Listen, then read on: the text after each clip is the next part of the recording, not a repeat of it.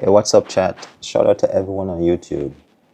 Make sure you guys hit the like button and subscribe. It's free of cost. Okay. All right. Man horrified after learning evil girlfriend's secret.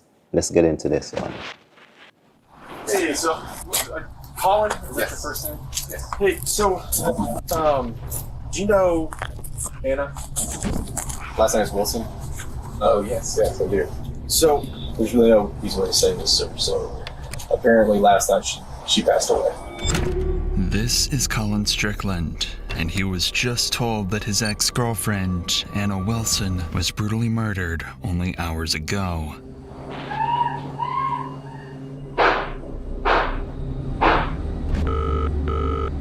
Austin 911, what's your emergency? My friend is staying with me, and I just walked in, and she's laying on the bathroom floor, and there's blood everywhere. Austin, please!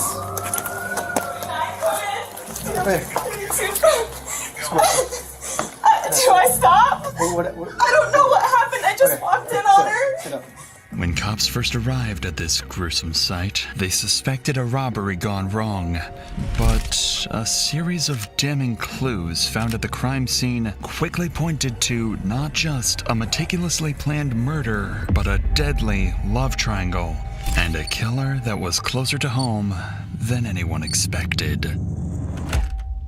Did you kill Mel? No.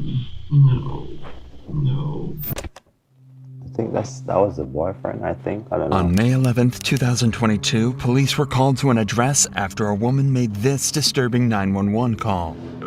What's the address of the emergency? It's 1708 Maple Avenue. Okay, tell me exactly what happened.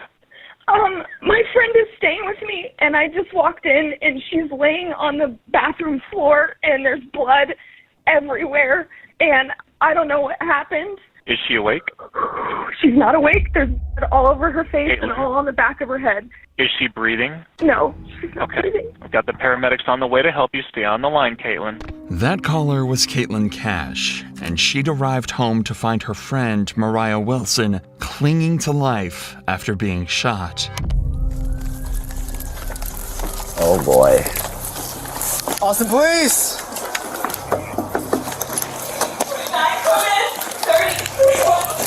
Wait. Do I stop? What? I don't know what happened. I just walked in on her. Sit up. Okay. 1 second. Let her get up.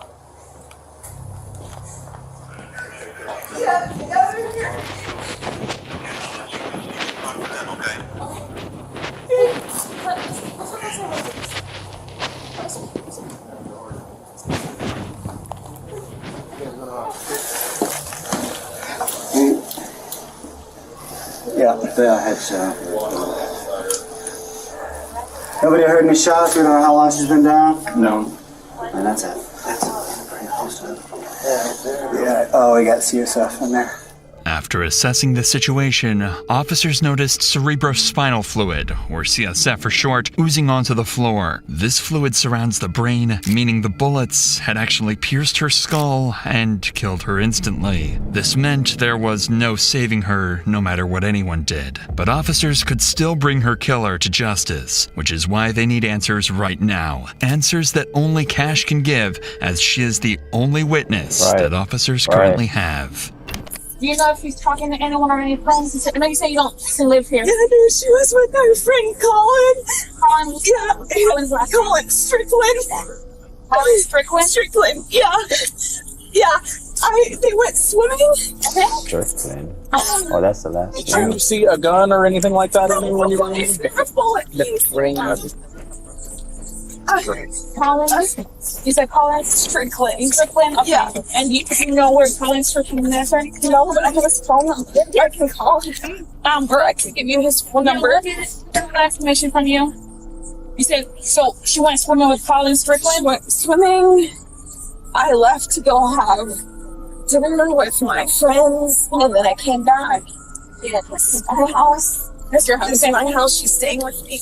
Right now, police are a bit disoriented as to what exactly went down just hours earlier, but they would soon run into some evidence that would change everything. Worth noting is that situations like these can be extremely traumatizing for those involved. When was the last time you spoke with her?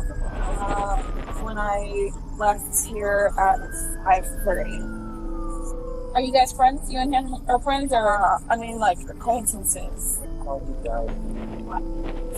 Well, no, what car he drives is a cyclist. A cyclist? Yeah. Does he live in this area? He lives in South Austin. Does she have like a license or a wallet up there at all? You know? I mean, she should. Yeah. She said she's from San Francisco. Well, she's from Vermont, but she's living in San Francisco. So she came to visit you. Yeah. Okay. Yeah. I mean, she's here for a bike race this weekend. Okay. Did her and Collins have an argument at all? Do you know? I don't have any idea. You don't know, The only thing I know is she said I'm meeting him to go swimming. Okay. All right. What time was that? 5 p.m. today? Yeah. I mean, I can see it in my text messages. When was the last time you saw her? Was that when you saw her? Or you had eyes on her? For dinner at 5:30. So you left for dinner at 5:30. What time did you come back?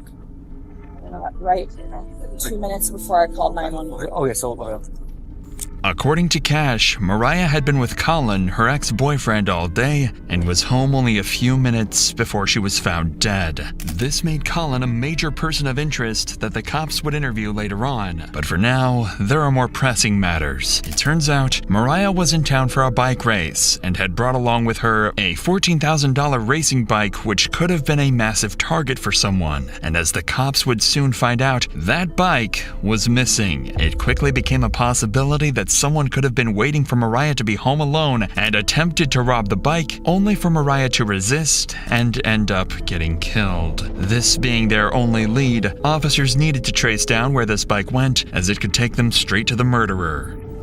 That's her bike. Cover, yeah. So where did the bike go? Probably there.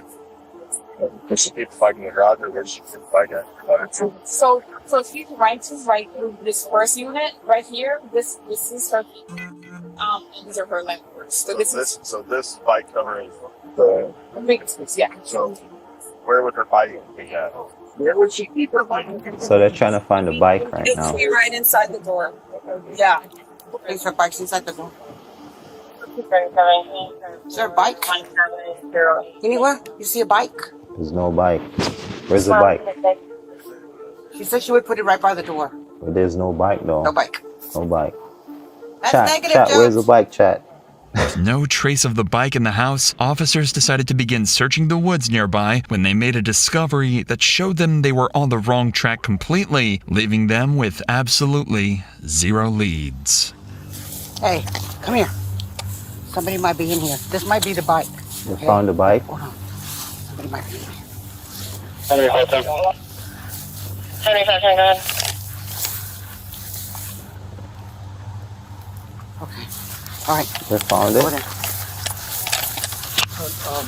At 432, I located the bike.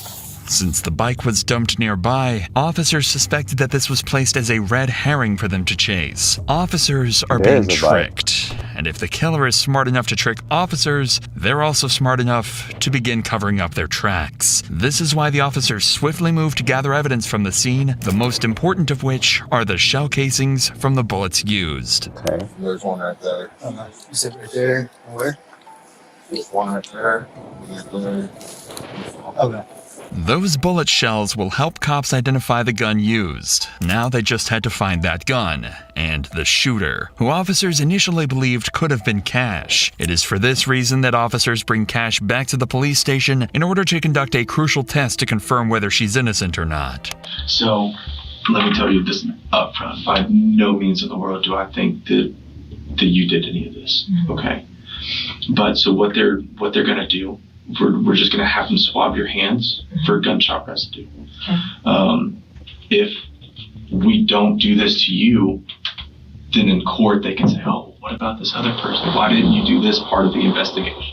A GSR, or gunshot residue swab test of Cash's hands presented a negative result. Considering that Mariah was in a very narrow space of the home, officers concluded that Caitlin could not have been the one to murder her. Okay. Fortunately, though, Cash did provide an important piece of information. The last person in contact with Mariah was Colin Strickland. Digging deeper into this, cops discovered that the two were having drinks at a nearby cafe and have never suspected that this would be the last time that they saw each other. This is why Colin was an important lead who could give officers valuable insight about the events leading up to the murder. But before police went in to interview Colin, they noticed some houses in the neighborhood had CCTV cameras installed, which could possibly help reveal the killer's identity. When investigators watched the footage back, they found something very interesting. A vehicle driving away from the scene. CCTV footage revealed this black Jeep driving directly towards Cash's home where Mariah was staying that night. The moment it arrived, Ring cameras caught this gut-wrenching audio.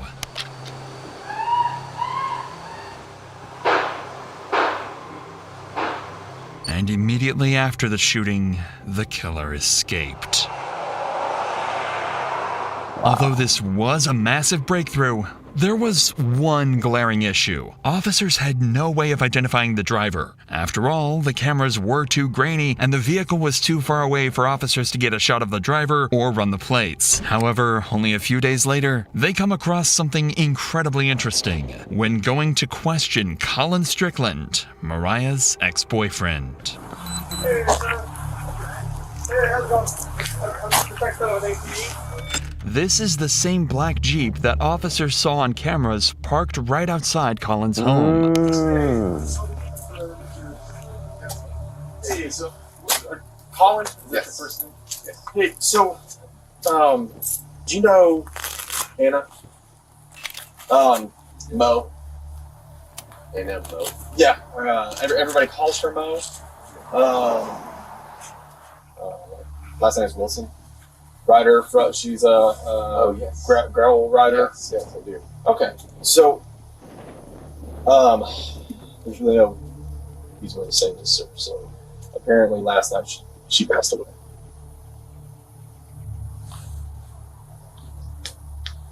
How did? Yeah.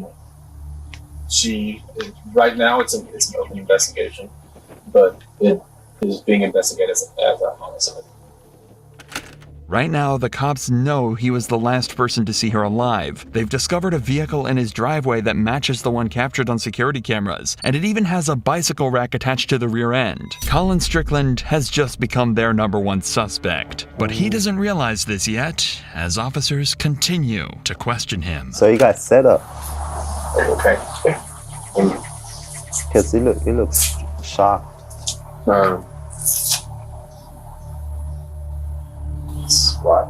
Do you happen to have her mom's address by any chance? I know that she lives in Vermont. I have an address for her brother, but we're just trying to send someone to her mom's address instead of us actually calling her over the phone. I didn't know. I don't have an address for her mother. We went to Deep Eddy yesterday afternoon, and then we drove her, and they dropped her at the apartment she's been staying at. Yeah. Great after about 6:30. Yeah. The cop intentionally avoided telling Colin how Mariah died, as they do with any suspect in a murder case, but they notice his body language is concerning, as he is barely able to look them in the eyes. This could either be because of pure shock, as the two had spent the previous day together, or in the worst case scenario, he's afraid to look them in the eyes because he had something to do with the murder. So to uncover these secrets, police started looking into Colin's life and his history with Mariah. This is when they discovered Caitlin Armstrong, Colin's girlfriend who separated from him in October 2021, but then got back together a month later in November. However, during their breakup period, he had a month-long romantic affair with Mariah and remained in contact with her even after he resumed his relationship with Caitlin. Immediately, officers begin suspecting that Caitlin could be one of the major suspects in this investigation. wrong. These suspicions were further confirmed when they ran the plates of the black Jeep and found that it didn't belong to Colin, but it was actually owned by Caitlin. Considering that Colin was good friends with Mariah and Caitlin hated this made her a suspect in this investigation. So to get to the bottom of this, officers bring in Colin 2 days after the murder in order to achieve two objectives with one interview. The first would be able to see whether Colin has a solid alibi that he can present to the officers. After all, whether he did it or not, Colin was the last person to see Mariah alive. And the second is to gather information that can be used against other suspects, like Caitlin. And you said that y'all left around like 6:30 to. I don't think that's accurate anymore because we must have left Uber at about 7:45 or even later, probably maybe more like 8. Yeah. Just as it was getting dark. Okay. Because we went straight to her place and it wasn't dark yet, but it was. I got you. It was cooling off and it was like also an evening. I remember that. Okay. Well, what about whenever y'all were at the bar? Was there anybody that was like watching y'all or like just was acting weird with Mo or Mo didn't know she doesn't live here, so no, not at all. Yeah. Nobody. Anybody that like tried to hit on her at the bar or anything or no? Okay. No, not that I saw. Nor that she mentioned. I didn't notice anything out of the ordinary, to be honest, at the bar. The cops are looking for more than just details of what he and Mariah did that day. They're going to try and figure out why exactly the black vehicle from the murder scene was conveniently parked at Colin's home.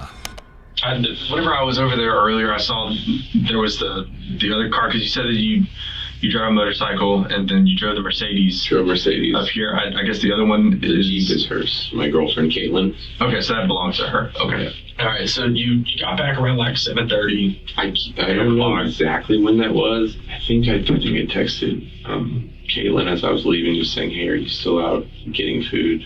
Yeah, more like 8:30 is when I dropped her off at her house. Okay. Like just before dark, so I texted Caitlin as I was like after I left. Okay. And that was whenever you... It says 8:36. And I think she was in her yoga class. She showed up. I'm close. So you're getting back home. She's not home. What time was it that she got home? Short right after I texted her, probably 9:20 or so. That's 9:21. Okay. Like where had she been? Like that whole... She had actually a laser hair removal appointment, she said, at 7 p.m. downtown. Uh-huh. And then after that, I'm not exactly sure. She had texted me asking if I wanted to meet up, and I didn't reply. And then I didn't see her or hear from her until I was back at home. And did she say anything like whenever she got home of like where she'd been? No, but she was in her like a yoga outfit, carrying a yoga mat. Although Colin had heard from Caitlin the night of the murder, he couldn't give her a solid alibi and didn't even know exactly where she did her yoga classes. He also managed to avoid mentioning his romantic affair with Mariah, but he'll soon be left with no choice but to tell the cops everything. So how long had you and Caitlin been dating? About a year and a half, maybe 2 years actually. Okay. And then how long was it that y'all had broken up whenever you and Mo got together? Not very long, actually. While you were dating Mo, Caitlin was still living with you? She was moving out. Oh, okay. I mean, she had another house. She had a sister in town, and yeah, it was definitely very... I was about to say, that would probably be pretty... It definitely was. Awkward. It was kind of almost like something I felt like I would like to force the situation, which is stupid, but... So, why was it that you had to change the name from Mo in your phone? Just because because in the past, Caitlin has looked at my phone, and I just didn't want to surface. Basically, that would always start fights. Exactly. Basically, nobody else can have you. Yeah. Yeah. You know. So, gets kind of jealous. Yeah, Understandable. I mean, wasn't exactly unique to Mo or anything. Yeah, I got you.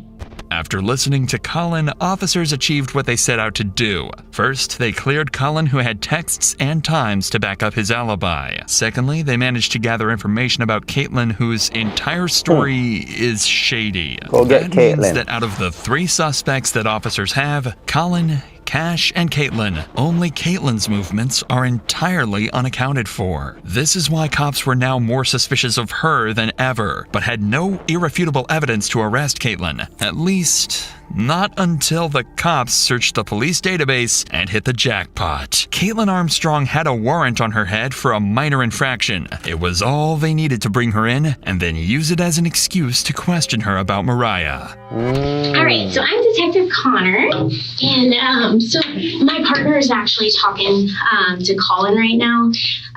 So I wanted to come in here and start chatting with you and everything so you don't have to wait super long.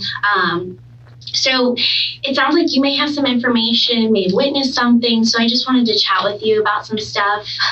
But you're here for a warrant right now, I guess. Are you familiar with what you have going on with that? No idea. Okay, so I guess it was like a theft of service warrant, something kind of minor. Nothing. Okay.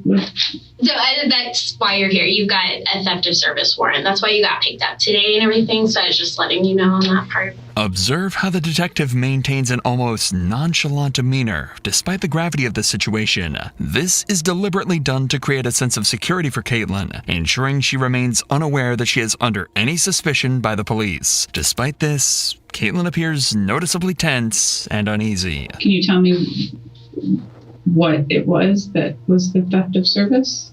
I can look.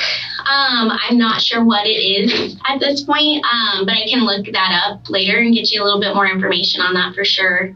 But because you are here and because you were under arrest for that portion of it, we always have to read Miranda and stuff because I want to talk to you about some other stuff that's unrelated to that. The officer has ignored Caitlin's questions about her warrant because she is more focused on digging up information about Mariah's murder, a tactic that becomes dangerous as Caitlin begins to raise concerns about her legal counsel. If I have an existing warrant and you don't know what it's about, do I need an attorney here? So the warrant is just a Class B, just theft of service type thing. The reason I'm here is because your name came up during a conversation with Colin. I think there's a lot more information that you have that can kind of explain some of the stuff he's saying. But to be able to do that, I have to read you your rights, just so that you know and you're protected and things like that, okay? Okay, and so if you're reading me my rights, then I should That's because of the warrant, because you're under arrest for the warrant. So you're technically in custody because of that warrant. So they're two separate things. Does that make sense? I think so, but I have never heard. Even though they have Caitlin exactly where they want her, one tiny mistake is about to allow someone cops suspect to be a killer to walk away scot-free. Although the cop tries to make a joke of the situation, Caitlin now knows that she can leave whenever she wishes. After all, cops have no legal ground to hold her any longer. This is why it's down to this cop to try and convince her that talking is the right thing to do.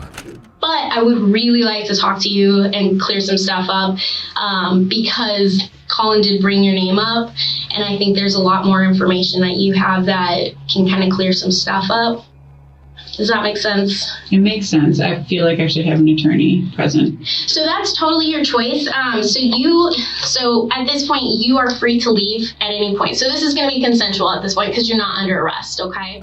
To make matters worse, Caitlin has just requested an attorney. Legally, the detective is now bound to cease any and all questioning related to Mariah's murder, but she's about to thread a very dangerous line of breaking the law in order to get any information out of Caitlin. I would love to leave. You would love to leave? Just arrested me in front of my house, in front of all of my neighbors, and carried me in here in handcuffs in front of downtown Austin. It was incredibly I can only imagine, yeah. And I'm so sorry. I don't have control over that part, okay? Yeah, I'm not upset with you. So there's a situation. While Colin was talking to us, your name came up. And so that's where I would really like to talk to you because has he been, like, talking to her on the side? Leave. I don't actually know, and I would like to leave. Okay. At this point, getting Caitlin to talk willingly seems like a lost cause. She knows she can walk out of the station and nobody can stop her. So the detective decides to drop their bombshell evidence in the hope she might. Because when he's saying this stuff and then your vehicle is seen, like, I want to be able to explain, okay, there's a logical explanation for this. Maybe you were upset and you were just in the area or something. Like, I don't know because I don't have your story. When I can't explain that and all I see is that your vehicle's over there, that kind of makes it look not too good, right? Yeah, it looks suspicious. And then when we're talking to Colin and we're hearing like, yeah, there was some jealousy stuff going on, like that doesn't sound very good. And so that's why I really want to get your side of the story, because maybe there's a lot more going on. Mm-hmm. I would like to leave if I'm free to leave. She's still saying she want to leave. Unfortunately, there was nothing that officers could do to stop Caitlin from walking out. At this point, they were incredibly suspicious of her, as her behavior throughout the interrogation meant that she was hiding something. But if officers couldn't find out what this was from Caitlin, they'd do it from the one person who knew her best, Colin Strickland, who was called in a second time for an interview in hopes of uncovering more information about Caitlin. However, there is one problem. This time, Colin brought his lawyer with him, and questioning him is about to become exponentially harder. How was Caitlin during that time? I guess my understanding, she wasn't too happy whenever she saw Mo. Caitlin after Mo was in Austin for a week, and Mo and I had broken up with Caitlin before Mo came to town, and then I actually did not know that she was coming to Austin in October. I had no idea. We hadn't discussed that, and I don't think so, because it felt like a surprise. And then she was here, and I just said, "Oh, let's hang out." So I was mentally ready to kind of move on. And I know after Mo left town after a week, Caitlin's things were still at my house. We were sleeping in separate rooms, and effectively, Caitlin was on Bumble. I know she had made several dates with people. I don't know. I never asked like what extent they were evolving a relationship, but I know that she had several men that she was dating of sorts, and I was fine with it. I mean, that was kind of the understanding, of course. So, it just seems very weird to me that there would be any dwelling on fixating on a person when she was moving on to other relationships, at that time.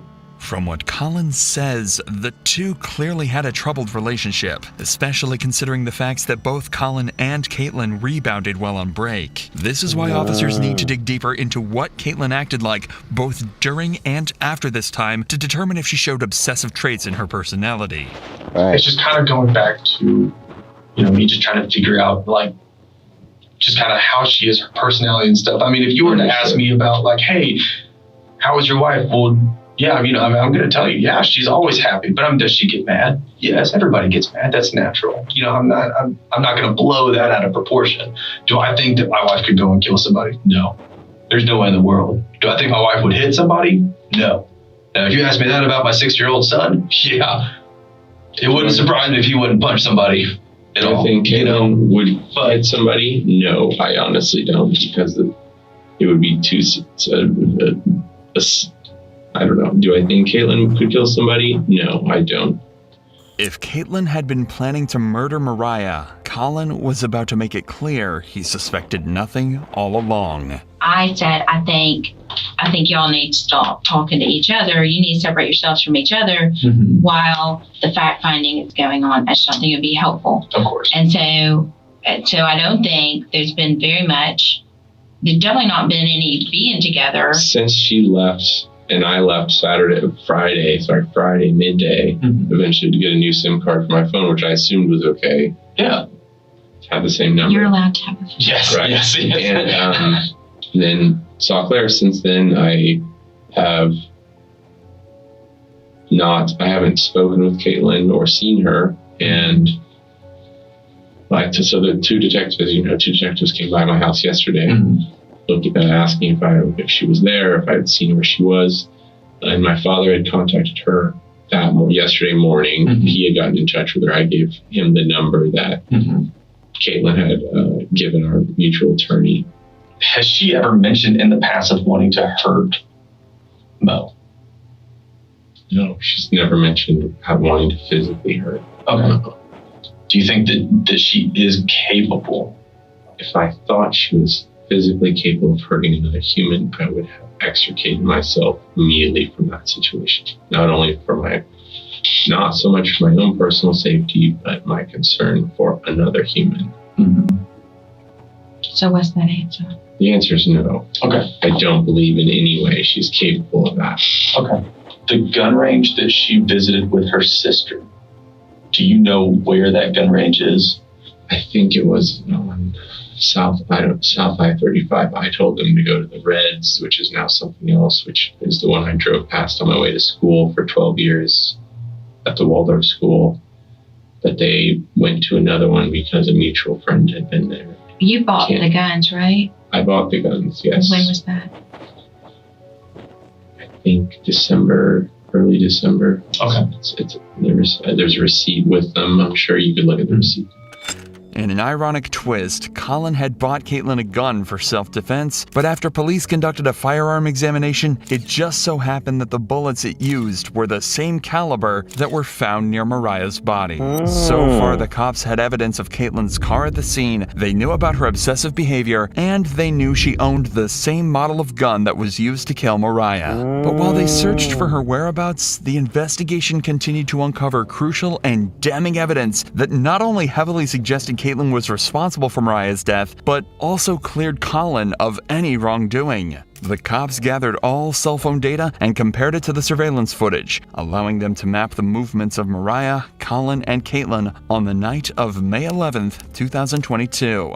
Colin and Mariah were at Pool Burger after their swim and were there around 7 p.m. When they left, they headed to Maple Avenue, but didn't realize that Caitlin was stalking them and was driving in the same direction. Caitlin thought that turning off her cell phone would cover her tracks, but the surveillance footage caught her, and what it shows is a black Jeep eerily similar to Caitlin's closing in on the house where Mariah was killed. As Colin dropped Mariah off at the Maple Avenue address, both were completely unaware that Caitlin was secretly stalking them only yards away. The same black Jeep had driven down the back alley of Maple Avenue and was slowly heading toward Mariah's address. Moments after Colin left, a neighbor's doorbell camera captured audio of Mariah screaming for her life before she was murdered.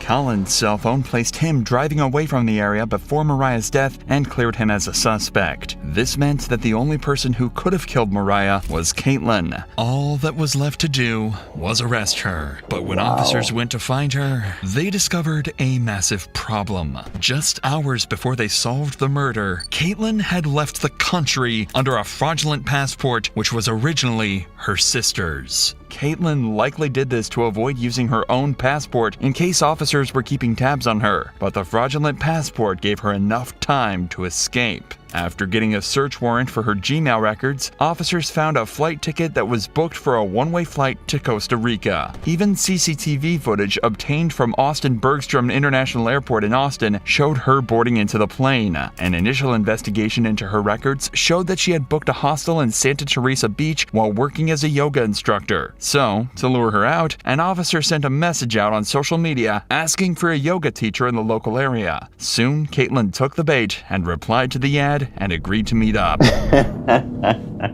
But in the month that she'd been on the run, she'd taken some extreme measures in order to conceal her identity. Caitlin had undergone several surgical operations to alter her appearance, but there was no fooling the arresting officer, who recognized Caitlin from her eyes. She was arrested and flown back to the United States, where she was charged with attempted murder. However, that wasn't the end of it, because in October 2023, Caitlin tried to escape again by taking advantage of a doctor's appointment outside of jail. She can be seen here fleeing from the cops after she jumped from a bathroom window. This time, she was caught almost instantly. If the several attempts to escape justice and falsifying of documents weren't enough to convince a jury Caitlin was guilty, then the surveillance footage and the testimony of Colin Strickland, and most importantly, the ballistic analysis that matched the gun to the shell casings found at the scene of the crime certainly were enough to convince them. Consequently, a year and a half later, on November 16, 2023, Caitlin was found guilty of first-degree murder, and she was sentenced to 90 years in prison for the cold-blooded murder of Mariah Wilson.